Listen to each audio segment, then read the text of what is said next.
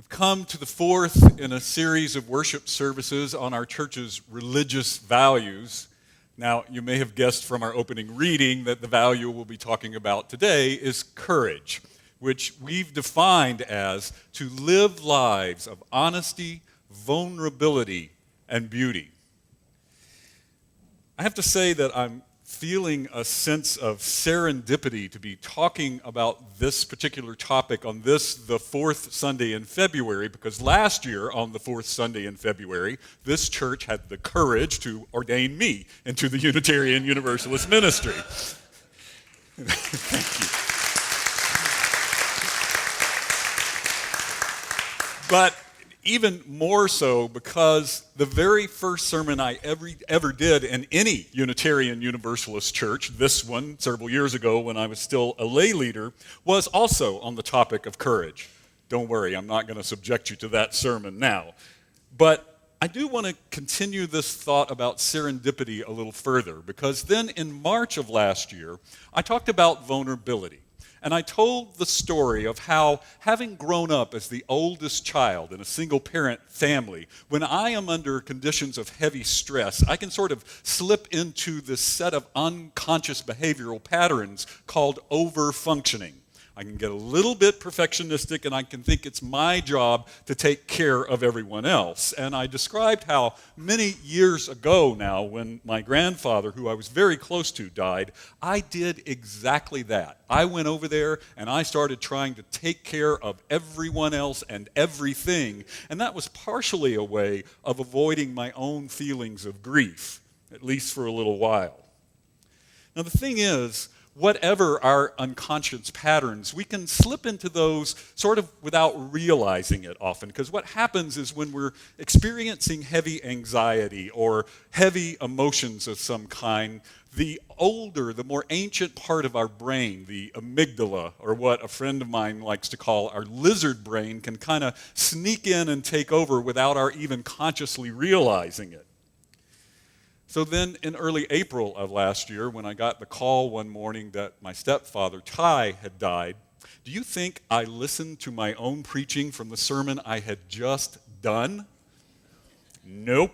Lizard brain took over and I went right into over-functioning. I got on the phone, I called up Meg, I called my mom, and I started making plans to get over there and take care of my mother. And let me tell you, I was over-functioning on speed. I was packing, making reservations, sending instructions by text to my family members all at once, when all of a sudden, my dog, Virgil, who could sense that I was upset about something, isn't it amazing how our pets can do that? Anyway, he comes in from the backyard with a little present for me, an apparently dead squirrel.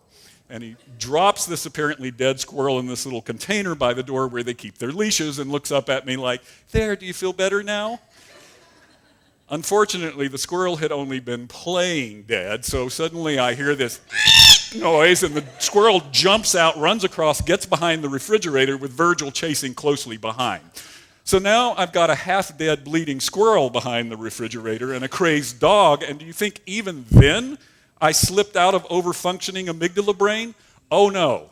I put my hands on my hips and started lecturing my dog. I'm like, "Virgil, I know you're trying to help, but this really isn't helpful, and I need you to go get in your kennel so I can do something about the bleeding squirrel." Of course, Virgil completely ignored me. He didn't know what I was saying, and the squirrel behind the refrigerator was a lot more interesting anyway. Fortunately, at that point, one of my brothers texted me with his plans, and that sort of helped me re-engage my frontal cortex, where our more logical part of our brain lies, and I figured out I was going to have to pick the dog up, put it in the kennel. I got the broom, got the squirrel out the door, and went on my way to be with my mom. The thing is, though, once we all got there, we all did it. Again, no matter what our sort of unconscious behavioral patterns, we all slipped right back into them. My mom had asked me for Ty's memorial service to tell a funny anecdote about him and also to lead the prayer, and I got busy trying to make sure both of those would be absolutely perfect. And it's amazing when we lose someone that we love, it creates this great amount of paperwork and appointment setting and just phone calls and things we have to get done. So it was really easy for all of us just to absorb ourselves helping Mom with all that work that needed to be done and not talk about the loss or how we were feeling about it. We got to the day of the memorial service, and the folks at the funeral home took us into this little room and closed the door. And Ty's casket was there, and it was open so that we could have a private family viewing. I was having really mixed feelings about this because part of me didn't want to remember someone who I loved that much in that way. And another part of me was realizing, wow, this makes this really real. I can't sanitize death anymore. So I was struggling. My mom came up and she looked at me and she said, I can't believe he's really gone. It just doesn't seem real. She was crying, so I grabbed her and I held her and I said, I can't believe it either, Mom. And we just stood there holding each other for a while. And that was the first really courageous moment of that time together.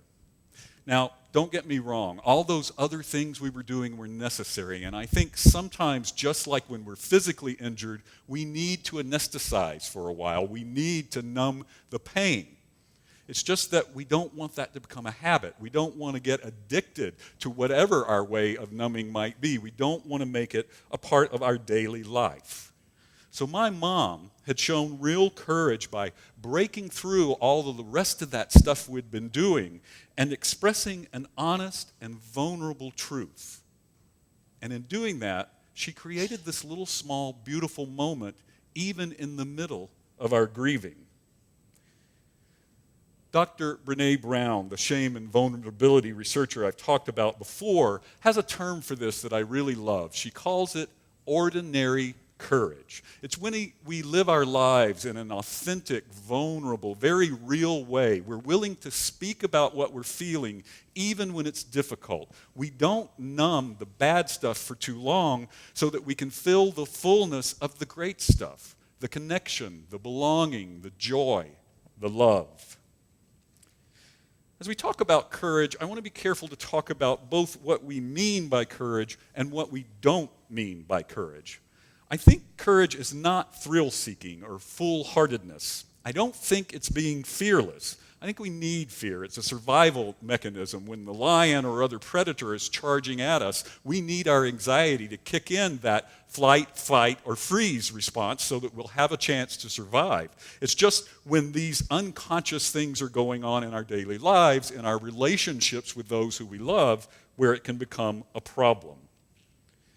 So I think courage is developing the ability to channel fear, to overcome fear, to move past it, knowing when we're in that lizard brain so that we can find ways to re-engage our frontal cortex and engage some logic. I don't think we get courage without these emotions. In fact, the core of the word is cour, C-O-U-R. It's a French word. It's a heart word. It means taking heart, moving with great heart. We just need enough of our rational brain to channel whatever the great emotion we're feeling in a direction that may be more helpful to us and to those who we love. Now, we started with that reading from The Cowardly Lion and The Wizard of Oz because one of the themes in that movie is that all of those characters already had inside them whatever it was that they were seeking. The Cowardly Lion had courage. He just needed to learn how to act it out, how to practice it. So I think we can also think of courage as something where we can develop a set of practices for it. Things that we can cultivate when we're in relatively stress-free times that will be there for us when the going gets tough. We'll already know how to bring our courage out when that happens. Now, our other reading was from Dr. Brown's 10 Guideposts for Wholehearted Living. Buddhist nun Pema Chodron says something that I think describes wholehearted living perfectly. She says, we have to be brave enough to soften what is rigid in our hearts, to find the soft spot and to stay with it. We have to have that kind of courage and take that kind of responsibility. So it occurs to me that another way of thinking about these 10 guideposts could be thinking of them as practices we can do to practice ordinary courage. Now, we don't have time to go into each of the guideposts in detail, but I gave them to you in the insert in your order of service. You're free to look at them now as we talk about them, and I put on there the title of her book where she goes into more detail. I do want to briefly touch on some of these that I think can be particularly challenging, at least for some of us as Unitarian Universalists. Now, I'm going to ask some questions. They're rhetorical. You don't have to answer out loud or raise your hand unless you think it would be practicing courage to do that. So which of these would you say you're already doing? Which of them might you like to make a start on? If you're not already, how could you find ways to bring into your awareness every day a sense of what you're really grateful for in your life? What about those things that give you great joy? Are there ways in which you could feed your creativity? If you make your living in a creative field already, are there creative acts you could do just for fun? In her book, Big Magic, Creative Living Beyond Fear, well-known author Elizabeth Gilbert says something that I really like because I think it perfectly describes how being creative is an essential element of being human. She says, "The universe buries strange jewels deep within us all and then stands back to see if we can find them. She asks, do you have the courage to bring forth the treasures that are hidden within you?" And finally, how can you prioritize spaces in your life, actually put on your calendar times for play and rest, calm and stillness? What about laughter, song, and dance? That dancing one still needs some work for me. Believe me, you do not want to see me dance. I have no sense of rhythm whatsoever. Now, I want to say that living these guideposts, practicing ordinary courage, will mean that we will fail sometimes. We will get knocked down. Other folks will resist because in our culture it's become countercultural to put out the kind of vulnerability and the kind of authenticity that these practices require. Fortunately, Dr. Brown has come to our rescue again. She looked at folks who had lived courageously, gotten knocked down, failed, and found a way to pick themselves back up and continue living wholeheartedly. And she discovered that they have in common a process she calls the Rising Strong process, which is also the title of her new book. So, as human beings, we are hardwired for story. When we encounter difficulty, our amygdala, that old part of our brain, starts making up a story for us to act upon, even if we don't consciously realize it. The problem is we often don't have all the information we need, so we fill in the gaps in the story with information that can be inaccurate, and that's often from bad things that have happened to us in the past, so it can drive behavior that doesn't help us, and it can drive negative emotions. So when we fall, recognizing the story that we're telling ourselves and being willing to challenge the accuracy of it is the very first step in that process. So that's called the reckoning step in the process. It's when we walk into our story by recognizing that we're feeling something negative and getting curious about what's the story I'm telling myself that's behind this emotion. It's sort of bringing what's been in the lizard brain out into the more conscious area of our mind. Now, this process applies both to relatively small challenges as well as major challenges. Here's an example. Until my senior year in seminary, I had maintained a perfect 4.0 grade point average. And then I had to take a required Christian history course, and I got horror upon horrors a B+. I was really disappointed. I was depressed over this, so my reckoning was asking myself, why am I having such a strong response to this, and what's the story behind that? So the rumble is the second step. It's where we own our story about getting honest about what we're telling ourselves and getting more specific about what's the emotion behind what I'm telling myself so that we can challenge what isn't true and needs to be changed. So in my, oh, how could I make a B in seminary story, B plus rather, I had to struggle with the story I was telling myself, which was that I had to be perfect at everything. And I had to realize that the emotions behind that are rooted in shame. The final step she calls the revolution, and this is where we get to write a new ending for our story using what we learned in the rumble so that we can live more fully and with more courage. Again, then for me in my story, it was realizing that the ministerial formation process, not my GPA, was what was important, and realizing that by letting go of that perfectionism, I could become a better minister who could be more present for the people who I would eventually serve. It's a story I still have to relearn from time to time. I want to close by talking a little bit about religious and spiritual courage.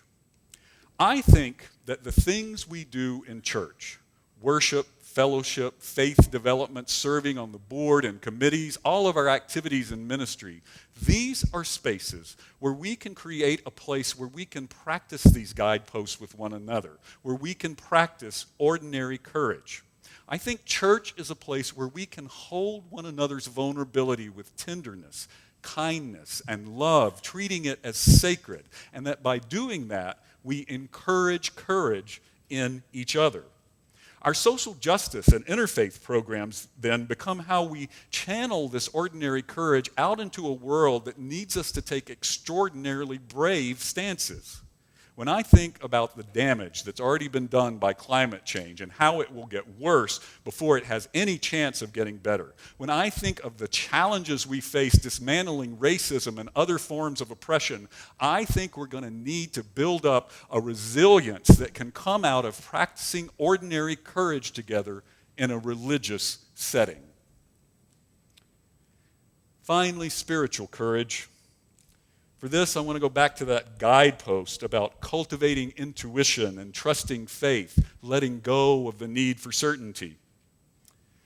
I think this has been vital in our history and tradition as Unitarian Universalists. We have always been the questioning and seeking faith. We've rejected creed and dogma because it can stifle spiritual growth. We've realized that the very concept of faith implies uncertainty, but it can be really hard to embrace that uncertainty. It takes courage to live in a place of uncertainty, and it can be really easy to slip into another set of dogma, an unwritten, unspoken set of dogma that just replaces whatever dogma we had rejected. In our tradition, an example is placing science, reason, and rationality up on a pedestal as the only path at the expense of experience and emotion, and we have tended to do that sometimes.